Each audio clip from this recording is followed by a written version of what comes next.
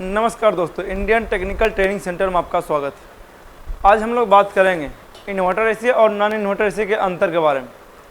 Proper शुरू से लेकर लास्ट तक जरूर देखिएगा। अभी तक आपने जितना भी वीडियो देखे हुए हैं उसमें प्रॉपर सही तरीका से किसी में नहीं बताया गया। अब आपको इसमें प्रॉपर समझ में आएगा, शुरू से लेने बेसिक से लेकर एडवांस लेवल तक कि प्रॉपर एग्जैक्टली इन्वर्टर एसी और नॉन इन्वर्टर एसी में अंतर होता क्या है और कौन सा खरीदना बेहतर होता है कि नहीं। प्रॉपर मेन अंतर के बारे में बात करेंगे, तो वीडियो को डायरेक्ट शुरू करते हैं। मेन जो सबसे पहला अंतर यहाँ पर रखे हैं, इसमें बनावट वगैरह का अंतर हम लोग नहीं बतलाने वाले। मेन अंतर जो रियल अंतर है वो अंतर आपको इसमें समझ में आएगा। तो जो पहला अंतर हम लोग इसमें लिखे हुए हैं इन्वर्टर एसी में, इसमें कौन सा कंप्रेसर लगा होता है, वेरिएबल स्पीड रोटरी कंप्रेसर। इसमें जब 4 से 5 अंतर ऐसे बतलाएंगे जो सिर्फ कंप्रेसर से लेकर होगा। कारण है कि जो मेन नॉर्मली कोई कस्टमर अगर एसी खरीदता है तो उसके दिमाग में सीधा से ये है कि अगर हम इन्वर्टर एसी खरीदेंगे उसमें बिजली बिल बचत होने का काम होगा, इस बेस पे खरीदता है। और बिल्कुल सही बात है। और बहुत ये भी आइडिया नहीं है कि ये या फिर बहुत कस्टमर ये भी सोचता है कि ये इन्वर्टर चलने वाला होगा एसी, तब जब वो खरीदता है। ये भी बहुत को मालूम है। जब क्लास में विद्यार्थी पढ़ता है, एक बैच में 20 से लेकर आता है, तो उससे पूछते तो बहुत का आपको यही लगता है शुरुआती दौर में कि उसको इन्वर्टर से चलने वाला एसी को इन्वर्टर एसी बोलते हैं। नहीं, इन्वर्टर से बोलेंगे किसी को तो यह एक बिजली बिल बचत करने का काम करता है। यह एक टेक्नोलॉजी का नाम है जो एसी पावर सप्लाई डीसी करता है, फिर जरूरत पड़ने पर वो डीसी को एसी में कन्वर्ट में चलाता भी है। इस तरह से यानी प्रॉपर इसका मेन जो काम आपको बोलना है, ये एक बिजली बिल बचत करने का काम करता है। ठीक है, यह एक टेक्नोलॉजी का नाम है जो इसको हम इन्वर्टर एसी बोलते हैं।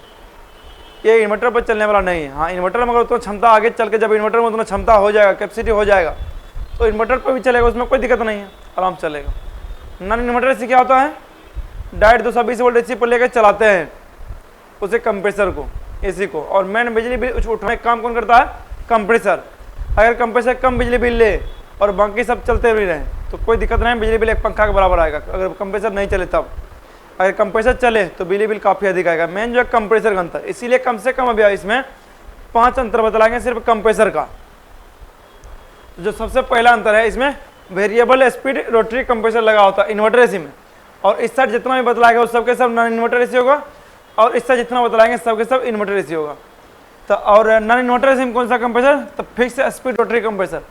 अब वेरिएबल स्पीड और फिक्स स्पीड क्या होता है, तो जो वेरिएबल स्पीड होता है या कंप्रेसर जो है कम और ज़्यादा स्पीड में चल सकता है। कम स्पीड में चलेगा तो बिजली बिल कम लेगा, ज़्यादा स्पीड में चलेगा तो ज़्यादा ठंडा करेगा, बिजली बिल भी अधिक लेगा। नॉन इन्वर्टर एसी में क्या होता है, फिक्स स्पीड, यानी आप किसी भी टेम्परेचर पर रखिए, ये कंप्रेसर क्या होता है, हमेशा एक ही स्पीड में चलने वाला, एक ही लोड पर चलने वाला। एक ही लोड यानी कि हमेशा एक ही बिजली बिल लगातार लेगा। अगर 8 एम्पीयर लगातार चला तो 8 एम्पीयर लगातार लेगा लास्ट तक।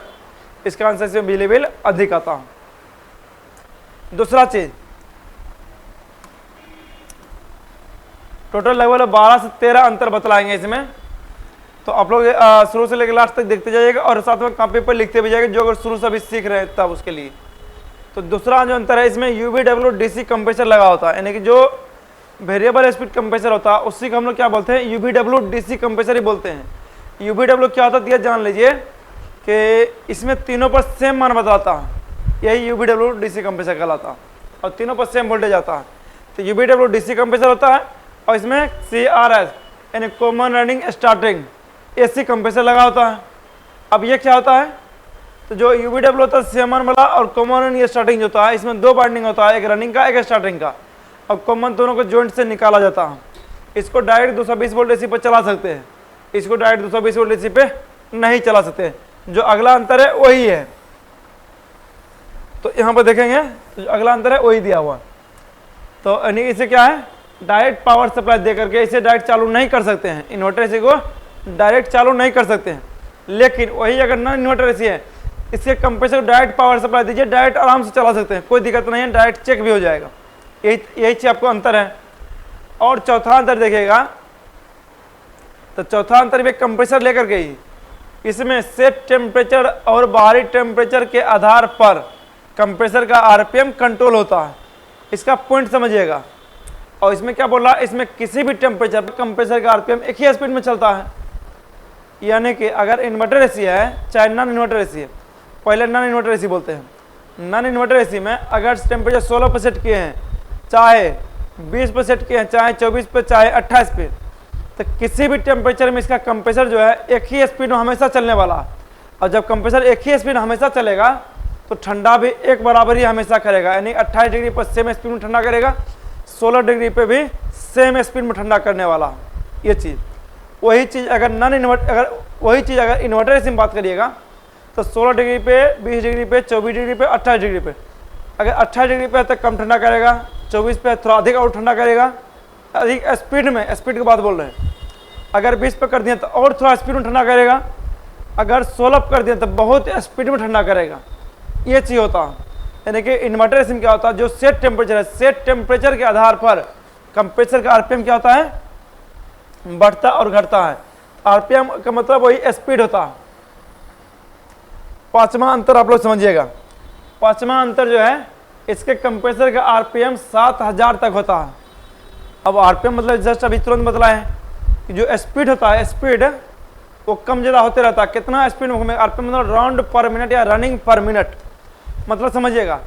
एक अगर सीलिंग फैन है या आपके घर में कोई पंखा है, 1 मिनट में उसका पंखे कितना बार घूम जाता है। तो अगर नॉन इन्वर्टर एसी है तो उसका कंप्रेसर जो रहेगा वो मैक्सिमम घूमेगा ना तो 1 मिनट में 2800 बार वो चक्कर लगाएगा और लगातार वो उतना ही स्पीड में चलता है किसी भी सेट टेम्परेचर पर। लेकिन वही अगर इन्वर्टर एसी की बात करिएगा, ये किसी भी सेट टेम्परेचर पर यानी अलग अलग टेम्परेचर, सेट टेम्परेचर पर टेम्परेचर के हिसाब से, अंदर का और बाहर टेम्परेचर के हिसाब से कंप्रेसर का आरपीएम ऊपर नीचे होता है। तो मैक्सिमम जो इसका आरपीएम जा सकता है, मैक्सिमम स्पीड जा सकता है 1 मिनट में 7000 बार, मैक्सिमम 7000 बार तक ये घूम सकता है कंप्रेसर का आरपीएम। जब 7000 बार घूमेगा तो ये अधिक बिजली भी लेगा उस समय, और 1 टन का एसी 1.5 टन के बराबर ठंडा भी करेगा, 1.5 टन का एसी 2 टन के बराबर ठंडा भी करेगा। यही आपका अंतर है। और ये आपका हो गया 5 अंतर कंप्रेसर का। अब छठा अंतर समझिए, छठा अंतर है इंडोर टू आउटडोर कम्युनिकेशन के आधार पर काम करता है। यानी कि जो इन्वर्टर एसी है, inverter AC indoor to outdoor communication के आधार पर काम करता है, लेकिन नॉन इन्वर्टर एसी में इंडोर और आउटडोर के बीच में किसी भी तरह कम्युनिकेशन नहीं होता। तो पॉइंट समझिएगा कैसे। तो जो इन्वर्टर एसी है आप किसी भी सेट टेम्परेचर पर लगाते हैं, जैसे नॉर्मल समझिए, ऐसे समझिए, कम्युनिकेशन होता क्या है, जो हम बोल रहे हैं आप समझ रहे हैं और उसके हिसाब से आप काम कर रहे हैं, आप बोल रहे हैं हम समझ रहे हैं और उस बोलेंगे कि आपके कम्युनिकेशन के आधार पर हम काम कर रहे हैं, उसके हिसाब से रिएक्ट कर रहे हैं, यही चीज़ कम्युनिकेशन कहलाता है। तो इन्वर्टर एसी में होता क्या है कि इंडोर और आउटडोर दोनों में एक पीसीबी लगा रहता है, इंडोर में भी एक पीसीबी, आउटडोर में भी एक पीसीबी। अब ये मत बोलिएगा कि इन्वर्टर एसी में दो पीसीबी रहता है इसलिए अंतर है, और नॉन इन्वर्टर एसी इंडोर में ही पीसीबी होता है, ऐसा नहीं है। बहुत से नॉन इन्वर्टर एसी है जो इंडोर में भी और आउटडोर में भी पीसीबी होता है, लेकिन दोनों में कोई कम्युनिकेशन नहीं होता, इसीलिए इसका अंतर आपको नहीं लिखवा है, ये पूरी गलत हो जाएगा। तो बहुत से नॉन इन्वर्टर एसी में आउटडोर में भी पीसीबी होता है, ये याद रखना, उसमें भी डीसी मोटर पर चलाने के लिए, ये याद रखिए। अब यहाँ पे क्या है, अब इन्वर्टर से मान लीजिए आउटडोर का फैन मोटर खराब हो गया, आउटडोर का फैन मोटर खराब हो गया तो इंडोर में एरर शो कर देगा, और इंडोर का भी खराब है आउटडोर में भी एरर शो करता है, यानी कहीं ना कहीं दोनों में कम्युनिकेट कर रहा, तभी जाकर आउटडोर का फॉल्ट इंडोर में दिखला रहा, इंडोर का फॉल्ट आउटडोर में दिखला रहा, उस सिग्नल के आधार पर काम कर रहा। तीसरा चीज़ जो सेट टेम्परेचर करते हैं, सेट टेम्परेचर के आधार पर कंप्रेसर कैसे मालूम पड़ता है हमको कितना स्पीड में चलना है नहीं चलना, कितना पर सेट किया नहीं किया, यही होता है कम्युनिकेशन। तो कम्युनिकेशन के लिए एक्स्ट्रा एक वायर दिया जाता है इंडोर और आउटडोर के बीच में, जो कि नॉन इन्वर्टर एसी में नहीं दिया जाता है।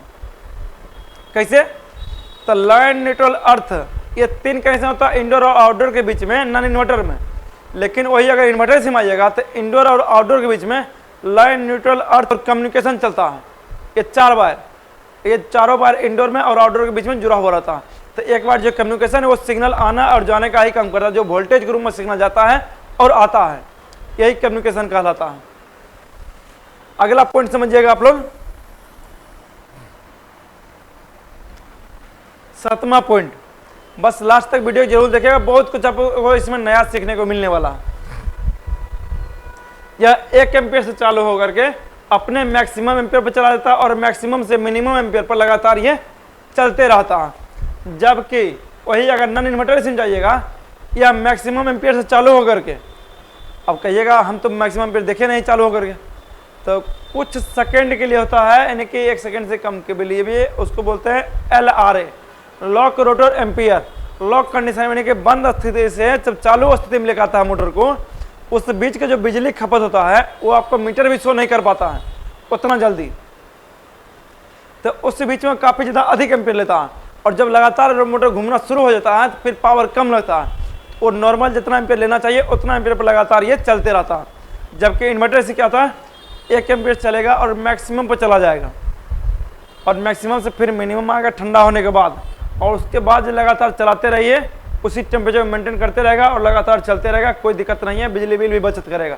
1.5 टन के एसी आपको 1 टन के बराबर बिजली बिल लेगा, उससे भी कम लेगा, बहुत बार ऐसा कम करेगा। तो यही चीज़ होता है इसमें अंतर। और अगला अंतर और बेस्ट है, समझिएगा 8वां अंतर। 8वां अंतर का कहना है कि इसमें जो सेट टेम्परेचर है, मतलब समझिएगा इन्वर्टर एसी में आप जो सेट टेम्परेचर करते हैं 16 डिग्री, 20 डिग्री, 22 डिग्री, 24 डिग्री, तो अगर मान लीजिए आप 20 डिग्री पर सेट किए हैं इन्वर्टर एसी को, तो आपका रूम का टेम्परेचर मानिए 30 है, तो 30 पर से जब 20 पर आ जाएगा तो कंप्रेसर बंद होने वाला नहीं है। कंप्रेसर बिल्कुल कम एम्पियर पर लगातार चलेगा और रूम का टेम्परेचर को मेंटेन रखेगा, गर्म होने नहीं देगा। वही नॉन इन्वर्टर एसी में देखिएगा, उसमें क्या होगा, आप 16 पर सेट किए हैं चाहे 20 पर सेट किए हैं, आपका रूम का टेम्परेचर मानिए 30 है और सेट किए हैं 20 पे, तो 30 पर से जैसे ही 20 पर आएगा तो आउटडोर को ये बंद कर देगा। आउटडोर बंद होने मतलब ठंडा करना बंद हो जाएगा, आउटडोर हीट रिजेक्ट करना बंद कर देगा, कंप्रेसर चलना बंद हो जाएगा, ठंडा करना बंद हो जाएगा, सिर्फ इंडोर चलते रहेगा। तो मेन एक ये अंतर होता है, यानी ये कंप्रेसर को बंद कर देता है और ये कंप्रेसर को नहीं बंद करेगा। एक अंतर ये है बिजली बिल बचत करने का। और अगला अंतर समझिएगा, चलिए 8 अंतर हुआ। 9वां अंतर देखिए, 9वां अंतर जाने से थोड़ा सा डिस्प्ले ब्लर हो जाता है।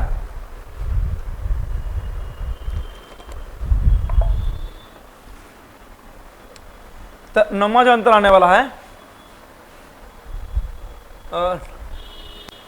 बस 1 मिनट रुके रहिएगा आप लोग। हाँ हो गया, चलिए 9वां अंतर क्या है, इसमें बिजली बिल कम खपत करता। अब जो है यानी कि जो 8 अंतर बतलाए हैं वो मेन 8 अंतर वही था।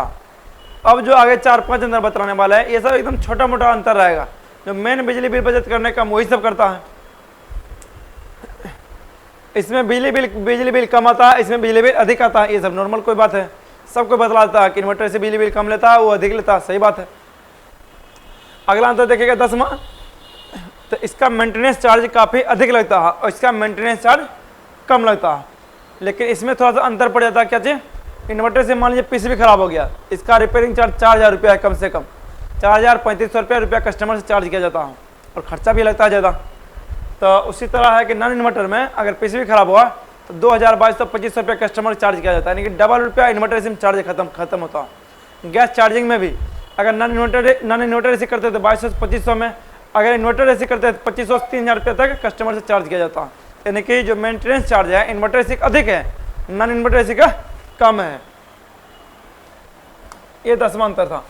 11वां अंतर है, इसका कंप्रेसर साइज में छोटा होता है, सही बात है बिल्कुल। इसका कंप्रेसर जो है पूरा, और कंप्रेसर क्या चीज, पूरा आउटडोर भी पूरा इंडोर भी, इंडोर तो लगभग सेम होता है लेकिन आउटडोर खास करके, आउटडोर पूरा आउटडोर भी और कंप्रेसर भी खास करके। तो कंप्रेसर जो है इन्वर्टर से का वो थोड़ा छोटा होता है नॉन इन्वर्टर की अपेक्षा। नॉन इन्वर्टर क्या होता है, इसका कंप्रेसर इन्वर्टर की अपेक्षा थोड़ा सा बड़ा होता है, ये एक अंतर होता है। और 12वां अंतर है, इस एसी का वजन है थोड़ा सा हल्का होता है, इस एसी का वजन जो है थोड़ा ज़्यादा होता है, ये चीज़ है। यानी कि इन्वर्टर से क्या है, वजन थोड़ा कम होगा, इसका ज़्यादा होगा, लेकिन कूलिंग कैपेसिटी इससे काफ़ी अधिक उसका होगा। अब 13वां अंतर जो है, इसमें नॉइज प्रॉब्लम कम आता है, इसमें नॉइज प्रॉब्लम अधिक आता है। नॉइज का मतलब हो जाएगा आवाज़ का प्रॉब्लम। जो इन्वर्टर से है ये जब चलेगा तो लगेगा बिल्कुल कि चल ही नहीं रहा और ठंडा बहुत बढ़िया करेगा, आवाज़ नहीं के बराबर। लेकिन जब नॉन इन्वर्टर से चलेगा तो कुछ ना कुछ वाइब्रेशन का आवाज़ हमेशा देते रहेगा, ये एक अंतर होता है। अगर वीडियो यहाँ तक अच्छा लगा है तो सब्सक्राइब जरूर करिएगा और लाइक भी जरूर करिएगा, कमेंट करके जरूर बताइएगा ये वीडियो आपको कैसा लगा है।